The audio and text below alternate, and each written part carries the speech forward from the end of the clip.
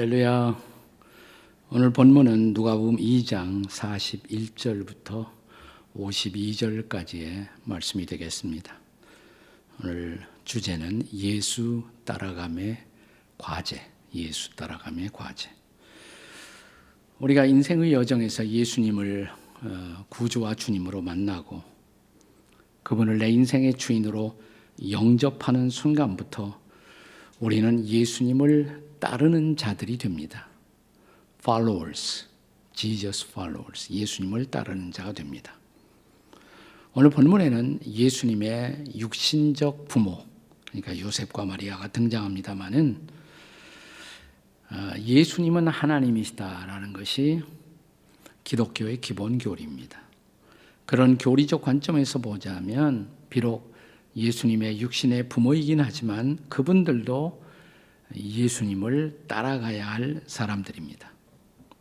그럼에도 불구하고 하늘 아버지이신 하나님께서는 예수님이 인간적으로 이 땅에서 성숙하는 기간 동안 요셉과 마리아에게 예수님의 청지기로서의 사명을 감당하게 하신 것입니다. 그런데 이런 시기에 예수님이 그 육신의 부모와 함께 하면서 성숙해가는 모습, 그 모습을 오늘 본문은 우리에게 증거하고 있습니다. 이런 예수님의 육신적 혹은 인간적 성숙의 마당이 바로 나사렛이라는 타운, 마을이었습니다. 예수님은 공생애를 통해서 나사렛 사람 이렇게 불리워지기도 했고 혹은 나사렛 예수, 예수와 하 노츠리, 나사렛 예수 이렇게 이런 칭호로 불리움을 받으셨습니다.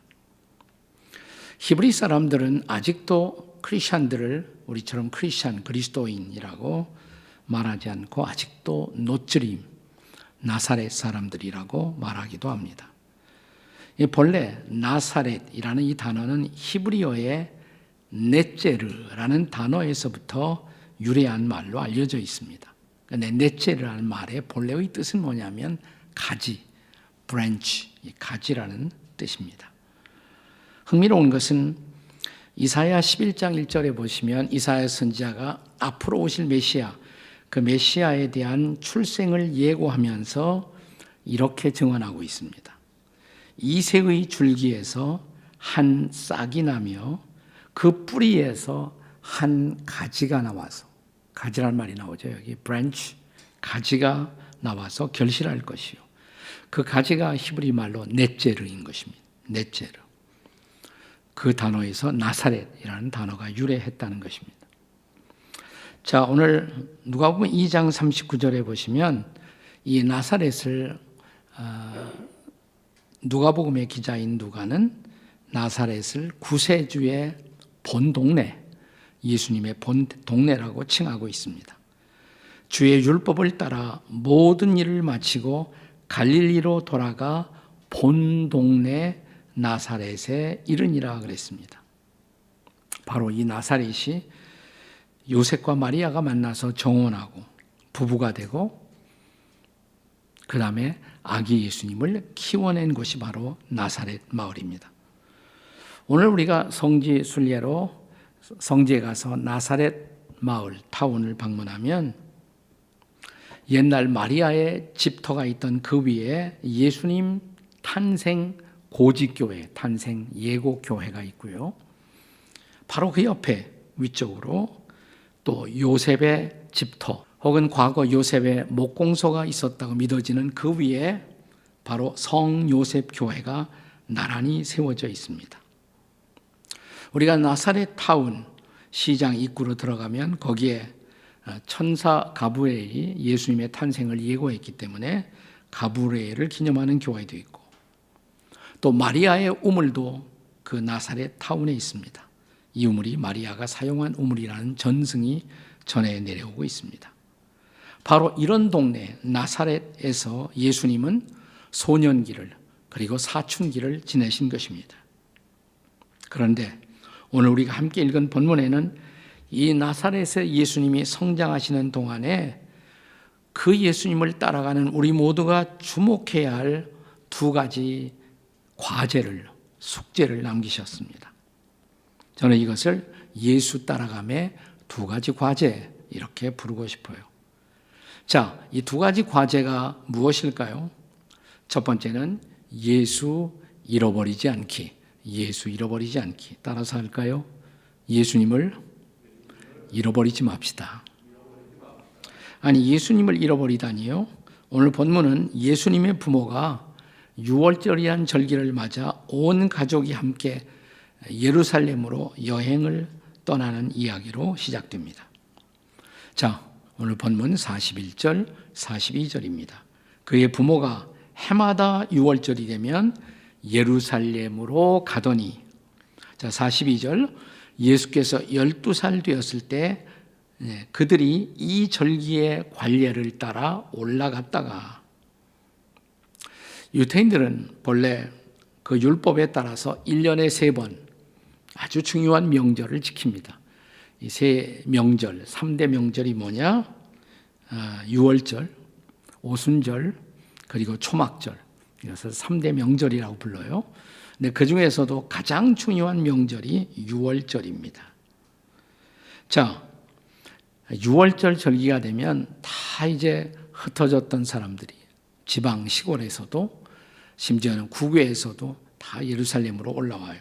그래서 예루살렘의 평소 인구보다 3배가 되는 인구가 예루살렘 도시에 모여들게 되어 있습니다.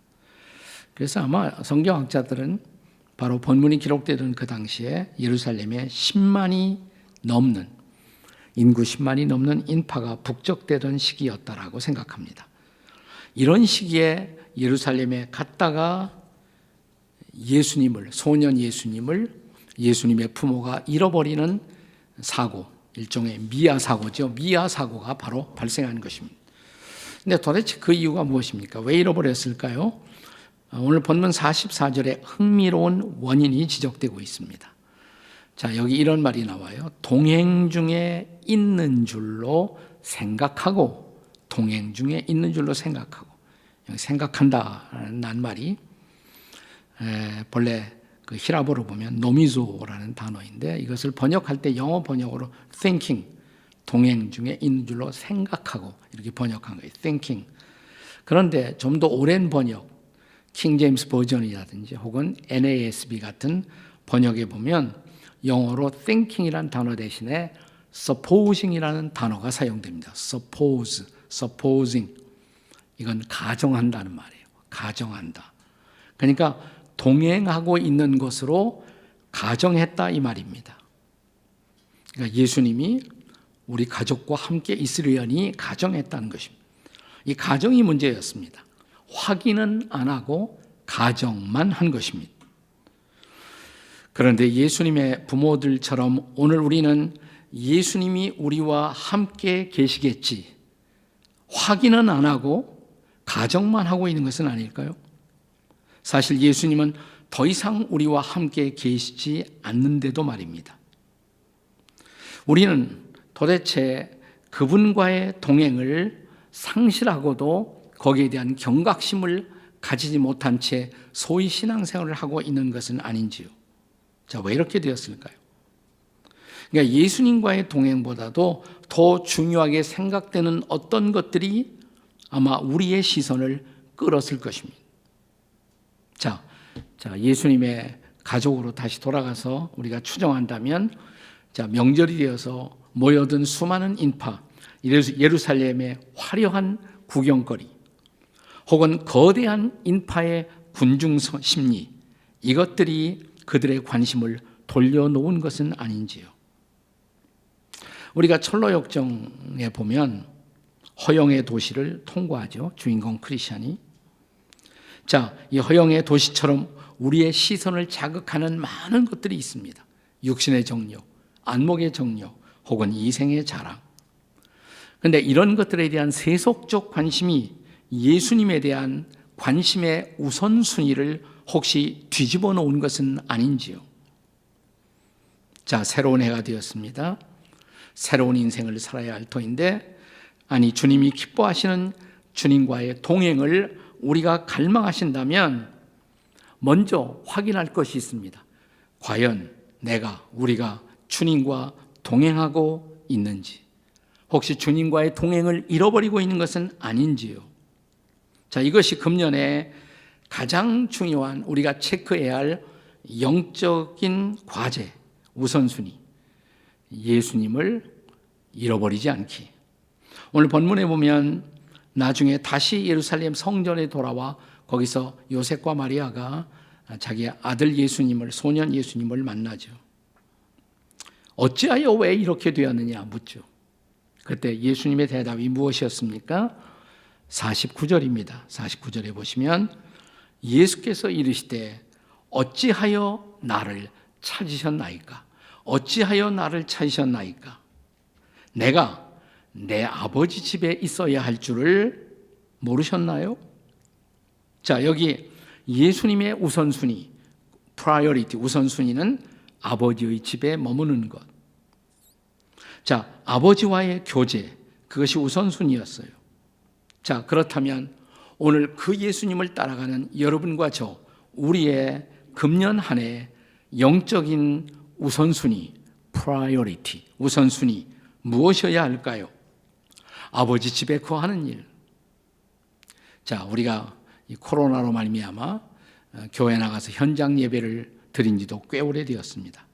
저는 이것이 습관이 될까 봐 좀 걱정도 있어요. 혹시 우리는 아버지의 집에 거하며 거기서 하나님을 예배하는 그 현장 예배의 거룩한 의무 혹은 우선순위를 잃어버린 것은 아닌지. 금년 안에 나는 아버지와의 교제가 회복되고 아버지를 예배하는 예배가 회복되는 한 해가 되기를 주의 이름으로 축원합니다. 그래서 예수님 잃어버리지 않기. 그 다음에 두 번째는 뭐냐면 또 하나의 영적 과제는 예수 닮아가기입니다.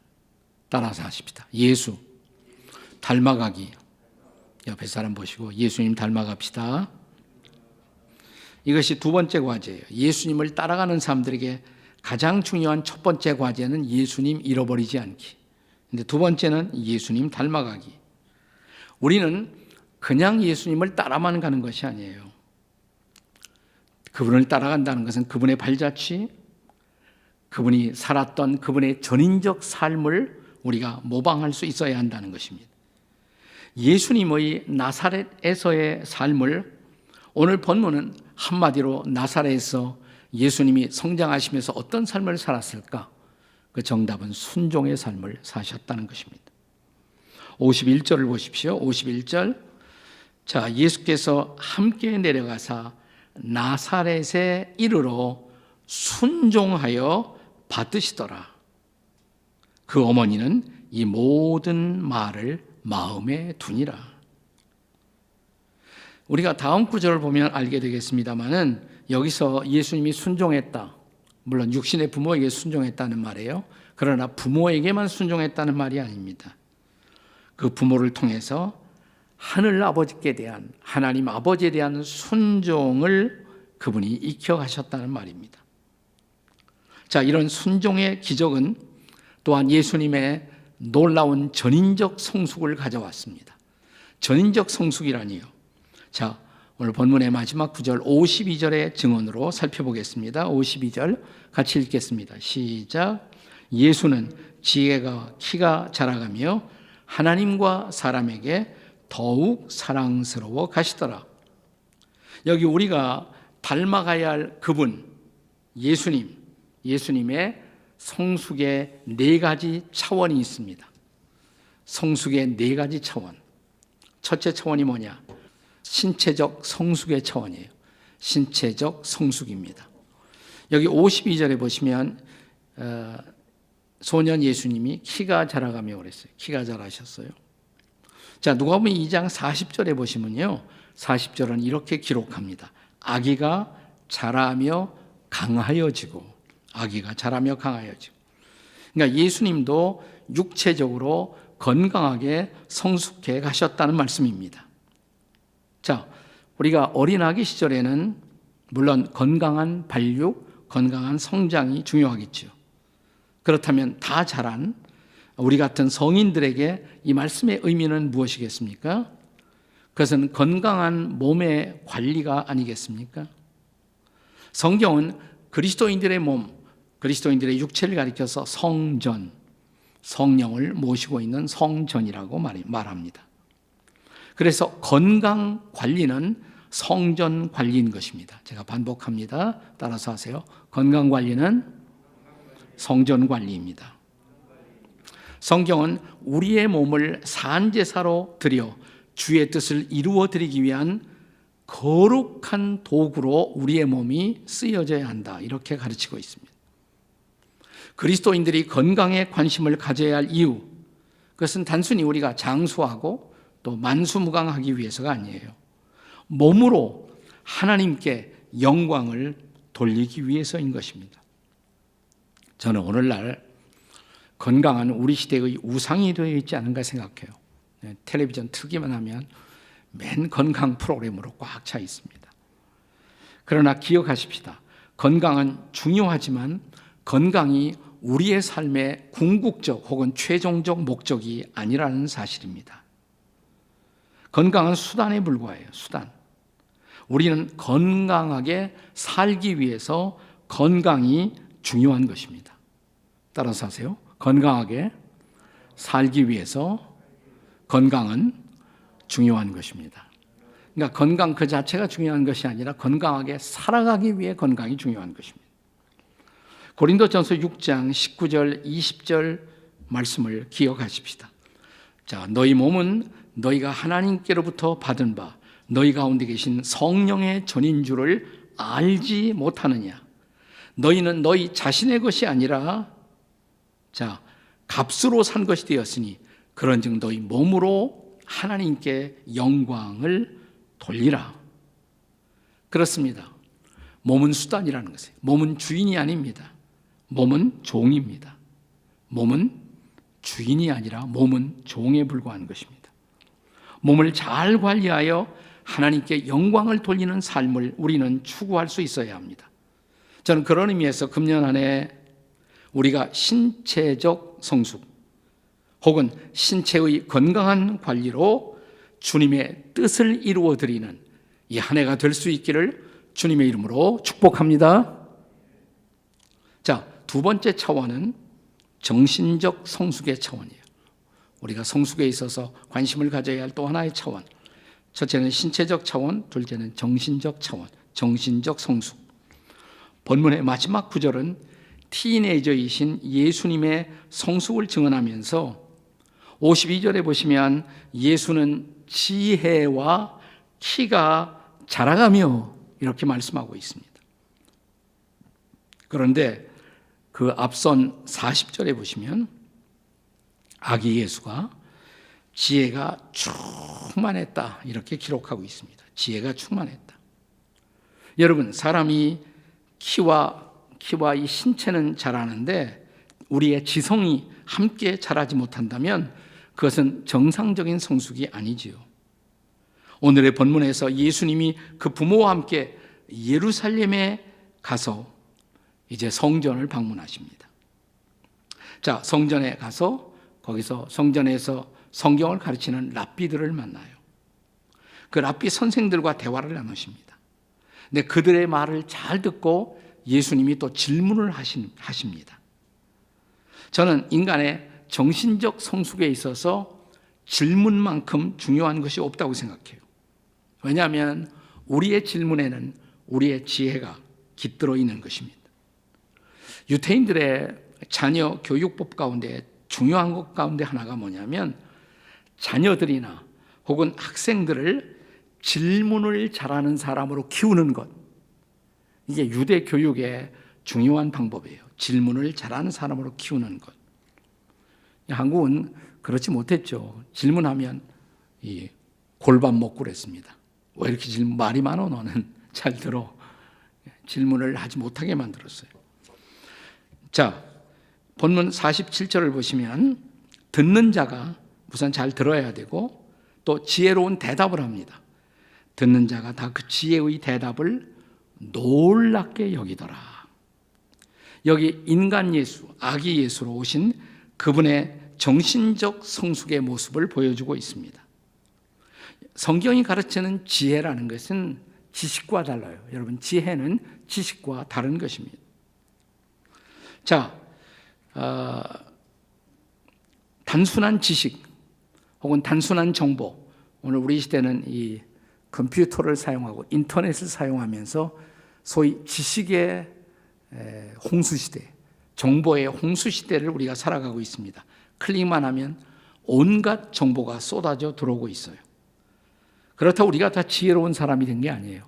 지식은 많아요. 근데 여전히 지혜는 모자랄 수가 있습니다. 그럼 지혜는 뭐냐?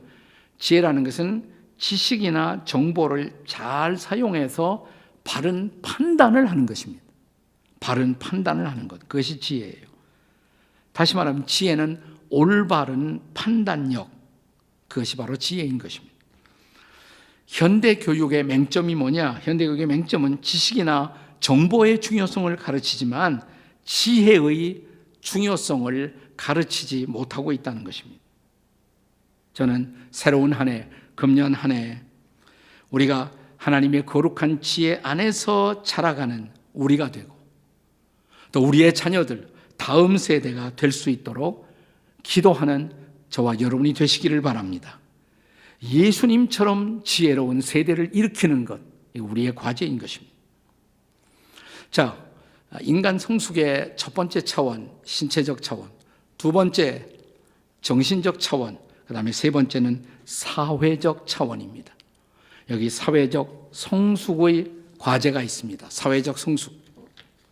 본문 52절에 보시면 소년 예수님이 사람들에게도 사랑스러워 가시더라, 이렇게 증언하고 있습니다. 사람들에게도 사랑스러운 존재가 되셨다. 우리는 흔히 우리 주변의 소위 교인들, 크리스천들 가운데서 교회만 오면 열심히 일을 합니다. 그러나 사회에 가서, 직장에 가서는 적응하지도 못하고 기여하지도 못하고 또 동료들에게 인정도 받지 못하는 무기력한 교인들을 종종 만나볼 수가 있습니다. 한마디로 사회적 성숙, 소셜 그로스, 사회적 성숙이 없는 사람들이에요. 그런데 오늘 본문의 예수님은 그분의 성장 과정에 있어서 하나님뿐만 아니라 동료 인간들에게도 사랑스러운 존재로 성숙해 가셨다라고 말하고 있습니다. 다시 말하면 그분은 사람들에게도 신뢰와 존경을 받으셨다는 말입니다.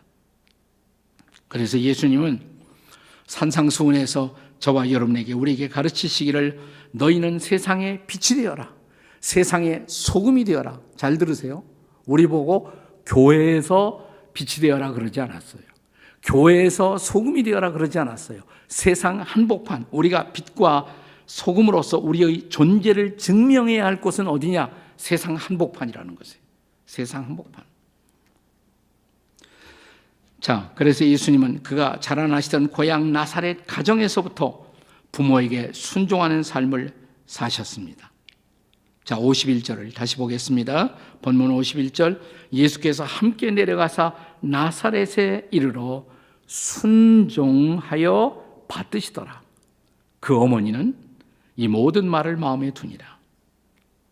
저는 틀림없이 우리 소년 예수님이 아버지 요셉을 도와서 목공소에서 목수로서 일을 하시지 않았겠습니까? 자, 그러면 예수님이 만든 멍에, 예수님이 멍에의 교훈을 많이 말씀했잖아요. 나의 멍에는 쉽고 가볍다, 무겁지 않다. 멍에를, 소의 멍에를 만드셨을 거란 말이죠. 예수님이 만드신 멍에 어땠을까요? 그냥 쉽게 부서지고 형편없는 멍에였을까요? 예수님이 그런 멍에를 만드셨다, 상상이 안 가잖아요. 예수님이 만든 멍에는 저분이 만든 멍에라 이렇게 멋있어. 네.